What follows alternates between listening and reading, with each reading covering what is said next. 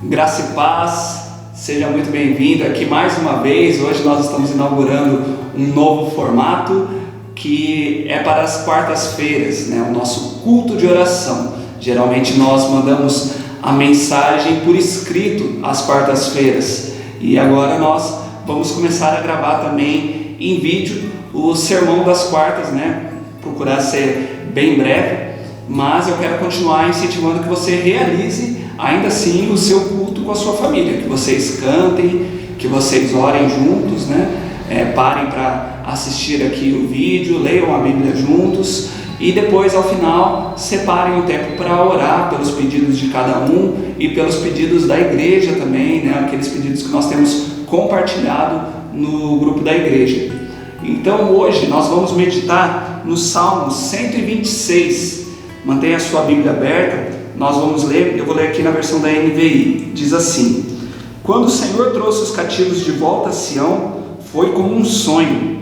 Então a nossa boca encheu-se de riso e a nossa língua de cantos de alegria. Até nas outras nações se dizia: o Senhor fez coisas grandiosas por este povo. Sim, coisas grandiosas fez o Senhor por nós, por isso estamos alegres. Senhor, restaura-nos, assim como enches o leito dos ribeiros no deserto. Aqueles que semeiam com lágrimas, com cantos de alegria colherão. Aquele que sai chorando enquanto lança semente, voltará com cantos de alegria, trazendo os seus feixes.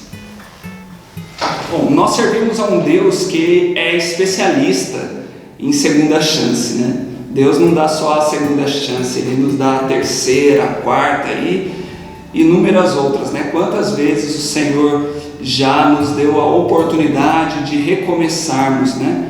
Quantas vezes o Senhor precisou restaurar as nossas vidas. E esse salmo aqui ele vai descrever a alegria do povo de Israel em ser restaurado a sua terra, né? Precisamos lembrar que o povo de Israel foi punido por Deus, foi disciplinado por Deus e eles foram enviados para a Babilônia. Nabucodonosor venceu eles e levou uma boa parte do povo ali como escravo para a Babilônia. Eles ficaram lá por 70 anos e depois Deus providenciou o retorno para eles. E aí então mudou o domínio ali, né? Os persas começaram a dominar e o imperador Ciro permitiu o retorno do povo judeu para a sua terra, né? Para Jerusalém. Então eles retornam e cantando dessa forma, né? Com muita alegria. Mas essa alegria deles não durou muito, né? Porque eles estavam alegres em retornar assim para suas terras, mas ainda havia muito trabalho para ser feito lá. Nós recentemente estudamos o livro de Neemias, né? Que conta sobre isso, que conta o trabalho que eles tiveram ali para restaurar os muros da cidade. Mas o livro de Esdras também nos conta sobre esse retorno, né? Que também não foi fácil, havia muito trabalho para poder restaurar aquela cidade, né? E eles precisavam então se esforçar e precisavam, sem dúvida nenhuma, da ajuda do Senhor nessa restauração. Deus promove a restauração e Ele nos ajuda também em todos os momentos e nos nossos esforços também. Nós dependemos completamente do Senhor. Então nós vamos analisar esse salmo aqui e ver 3 restaurações que o Senhor faz nas nossas vidas, né? O que o Senhor fez no povo ali de Israel e que o Senhor faz também nas nossas vidas. Em primeiro lugar, que Deus ele promove uma restauração interna. Depois de eles passarem por esse período do exílio, eles encontraram a graça do Senhor mais uma vez e eles puderam voltar para a terra que o Senhor havia dado a eles, né? A terra prometida. E eles puderam então retornar ali para Jerusalém. E mais uma vez eles estavam sentindo, né, a boa mão de Deus sobre eles, tirando eles de uma escravidão e trazendo eles de volta para a terra, similar ao que Deus fez quando Deus tirou o povo ali do Egito, né? E mais uma vez então eles estavam voltando e os povos vizinhos observavam isso também, né? De que Deus havia restaurado eles, né? Que Deus havia feito algo tão grande na vida deles.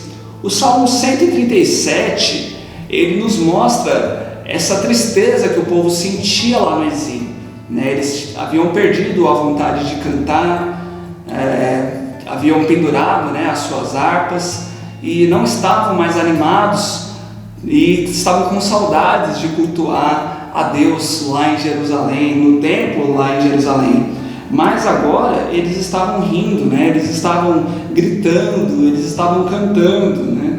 E isso era nítido para eles, como eu falei também para os povos vizinhos, né? Como nós vemos aqui, né? No versículo 2, até nas outras nações se dizia: o Senhor fez coisas grandiosas por esse povo. Então era um povo inimigo deles, um povo rival, mas eles viam, né, o milagre que o Senhor havia proporcionado na vida deles. Isso era muito nítido, né? E é assim que acontece, né? Quando Deus age na vida do seu povo, é algo inexplicável, né, aos olhos humanos, para a nossa racionalidade, mas é algo também visível para as outras pessoas. É algo que enche o povo de Deus com alegria e que todos podem ver que Deus realizou um milagre mesmo, que Deus restaurou a vida daquelas pessoas. E da mesma forma que Deus proporcionou isso para Israel, tanto na história do Egito quanto na saída deles da Babilônia, Deus continua fazendo isso nas nossas vidas, né? Deus nos tira de uma vida de perdição, né? Deus nos tira da vida do pecado e restaura a nossa vida, nos dá um novo cântico para cantar, nos faz encontrar a verdadeira felicidade em Jesus Cristo, nos livra do peso do nosso próprio pecado e nos faz caminhar rumo à nossa terra prometida.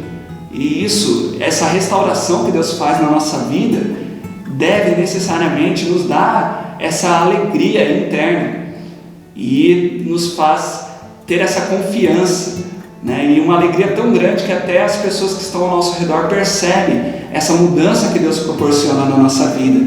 Então, essa já é uma das formas, né, de vermos se somos salvos ou não. É uma alegria que o Senhor nos dá, né, independente das circunstâncias, e que todas as pessoas podem ver que Deus realizou esse milagre na nossa vida. Agora, se nós dissermos que servimos ao Senhor, que somos servos de Jesus Cristo e a nossa vida continua a mesma de antes, olha, precisamos repensar se somos mesmo, né, servos de Jesus, se fomos alcançados por essa graça, porque o milagre de Deus, ele traz uma verdadeira transformação.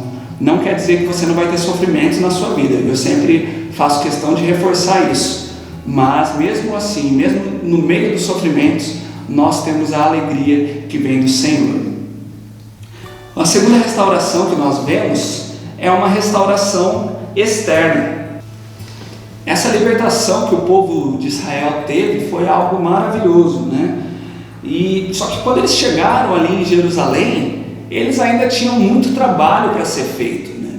Deus só havia começado a restauração na vida deles, mas eles ainda precisavam restaurar as suas casas, precisavam restaurar o templo, né? Precisavam restaurar os muros da cidade também. Havia muito trabalho para ser feito e eles precisavam também voltar a plantar, né? Precisavam semear, cuidar ali da lavoura e precisavam da ajuda de Deus, então, para se restabelecer nessa terra.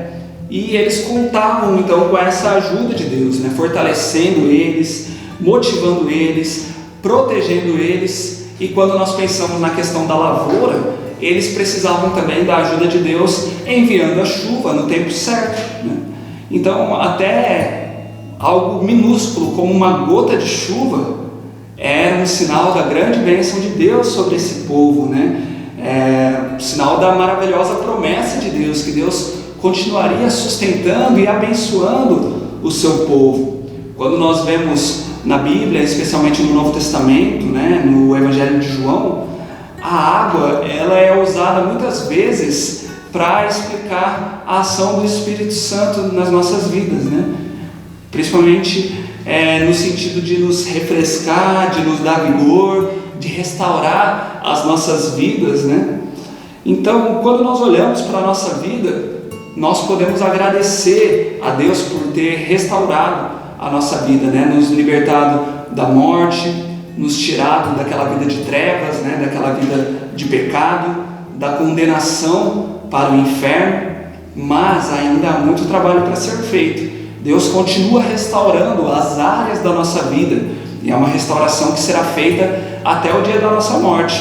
E nós precisamos, claro, nos esforçar, mas acima de tudo, contar com a ajuda do nosso Deus, clamar pela ajuda dele e batalhar para isso, né? Para sermos cheios do Espírito Santo e assim que ele possa promover essa restauração nas nossas vidas. O versículo 4 diz: Senhor, restaura-nos, assim como enches o leito dos ribeiros no deserto.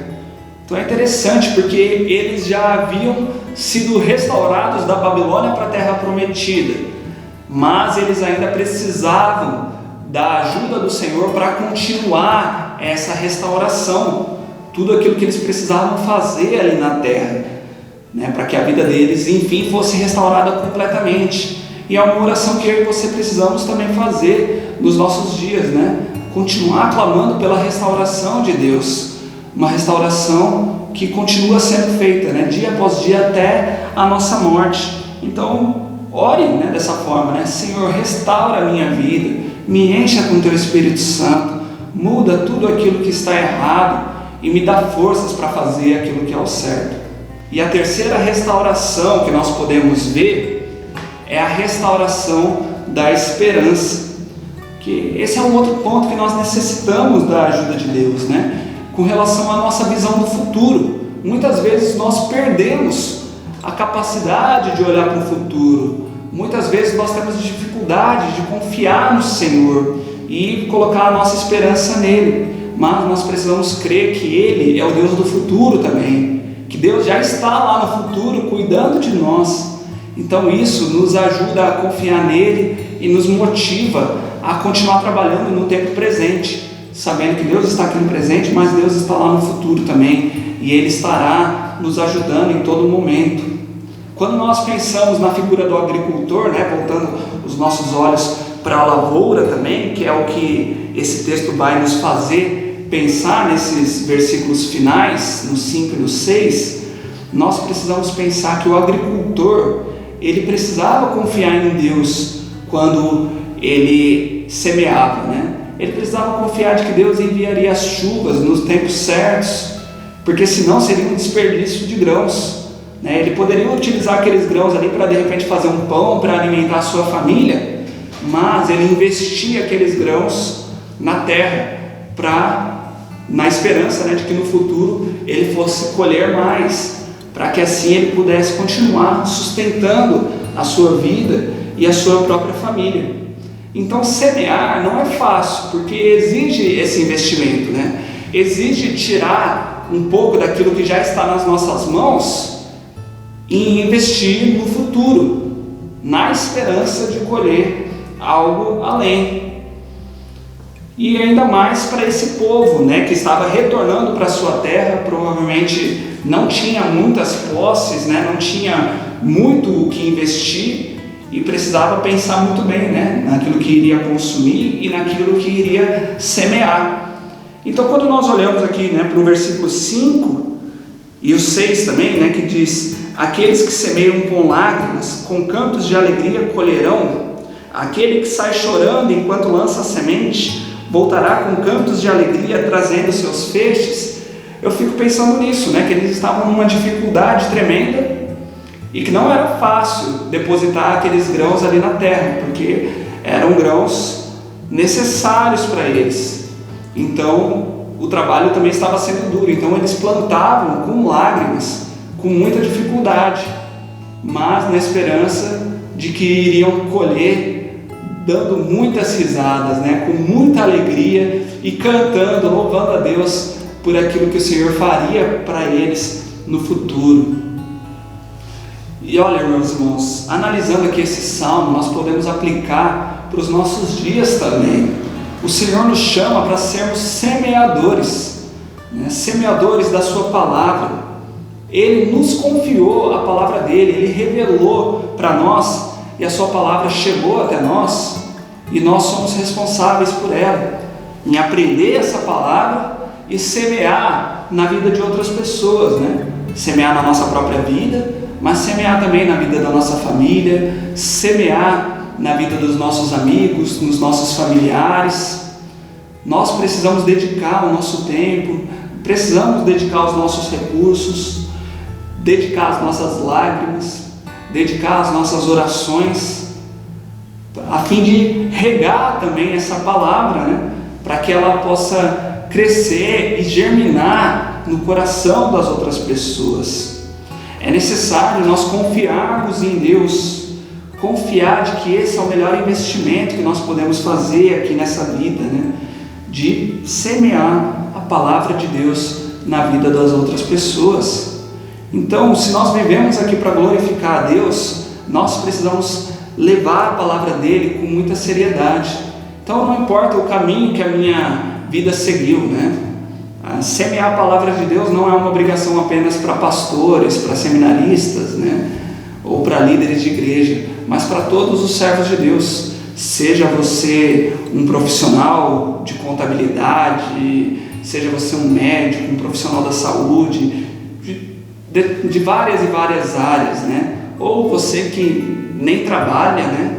Mas você é um semeador da palavra de Deus e deve semear ela, não importa o quanto isso custe para você semear ela, mas a Bíblia ela nos convida para isso, né? Então pense a respeito disso.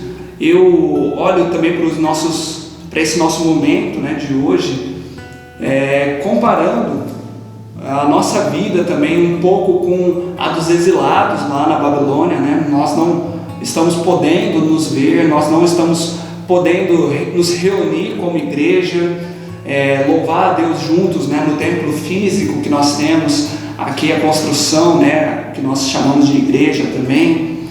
Nós não podemos nos reunir dessa forma, precisamos louvar a Deus à distância, na confiança de que estamos louvando a Deus juntos, orando uns pelos outros, pregando, né, a palavra ainda assim através dos recursos que nós temos disponíveis.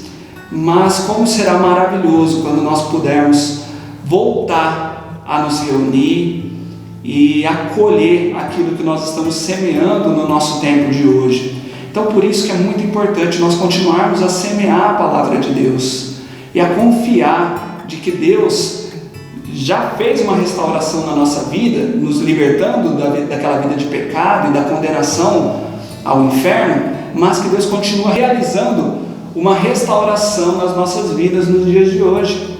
E nós clamamos ao Senhor por uma restauração por esse momento, e nós necessitamos de uma restauração nos nossos dias, e precisamos continuar semeando essa palavra de Deus. E para encerrar, eu gostaria de ler Gálatas 6:9, que diz: e não nos cansemos de fazer o bem, pois no tempo próprio colheremos, se não desanimarmos.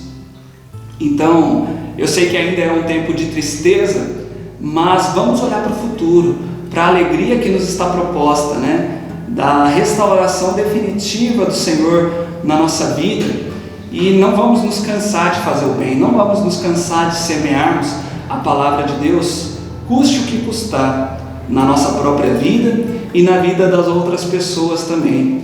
E eu tenho certeza de que no futuro nós poderemos colher muitos grandes feixes, né, para o Senhor. Poderemos ver muitas vidas sendo salvas pelo poder do Senhor. E vamos nos alegrar com isso, cantar ao Senhor com elas e glorificar a Deus ainda mais. Amém? Que o Senhor nos abençoe. Separe um momento para orar também aí com a sua família. Ore pelos motivos da igreja.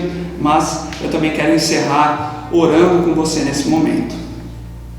Senhor, muito obrigado pela sua palavra. Muito obrigado, Pai, pelas poesias e lindas músicas que o Senhor deixou registrado para nós. E pela história do teu povo também, que serve para nos ensinar. Nós vemos naqueles momentos onde eles erraram, e nós vemos também, Pai, como o teu grande poder foi misericordioso na vida deles e restaurou o seu povo, mesmo eles tendo errado várias e várias vezes. Nós te pedimos perdão pelos nossos pecados e pedimos, Pai, pela tua restauração. Nós te agradecemos pelo teu grande milagre nas nossas vidas, o milagre da tua salvação, e pedimos que o Senhor continue restaurando todas as áreas da nossa vida, Pai. E nos ajuda, Pai, a sermos semeadores da tua palavra, custe o que custar, Pai. Ainda mais, Pai, nesse tempo tão difícil que tem sido, Pai, mas que também é um tempo oportuno para levarmos a tua mensagem de esperança para aquelas pessoas que estão tão tristes e tão sedentas da tua palavra. E que em breve, Pai, que no futuro possamos colher para o Senhor muitas vidas, ó Pai, sabendo que tudo isso é um poder do Senhor que tem agido através das nossas vidas, e que o Senhor irá alcançar muitas e muitas outras pessoas através da tua palavra. Nos ajuda, Pai, a sermos fiéis e esforçados na tua obra. Eu oro assim em nome de Jesus. Amém. Que Deus nos abençoe.